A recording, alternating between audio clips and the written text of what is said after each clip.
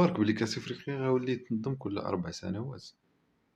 هادشي هو اللي قالو رئيس الاتحاد الافريقي موتسيبي.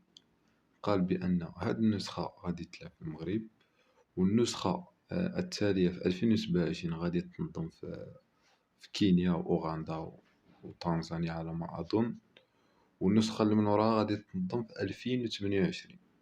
بينما من بعد هاد النسخة ديال 2028 غادي يبدا تنظيم دوري الأفريقية على طريقة دوري الأمم الأوروبية اللي كاينة في أوروبا، باش ما يكونش ضغط على الرزنامة، و باش يكونوا المباريات في التوقفات الدولية، خصوصا أن مثلا كأس إفريقيا كيجي مع دوريات أوروبية ملعوبة، مثلا حاليا الدوري الإسباني الإنجليزي دوريات ملعوبة، وهادشي اللي كيخلي الفرق الأوروبية كيتشكاو من غياب اللاعبين ديالهم. لذلك ابتداء من 2028 غادي تكون نسخة أخرى 2028 ديال كأس إفريقيا، ومن وراها غادي تبدا دوري الأمم الأوروبية في 2029، وكأس إفريقيا غادي تنظم من 28، يعني 4 سنوات غادي تنظم في 2032 إن شاء الله.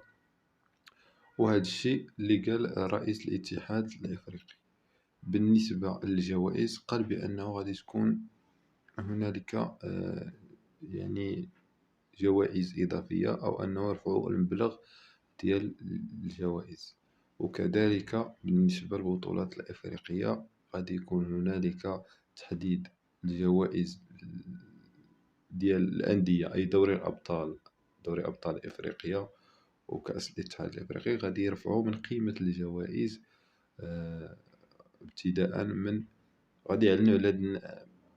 غادي يعلنوا على هاد الجوائز في اليوم الختامي من كأس افريقيا، اي 18 يناير ان شاء الله.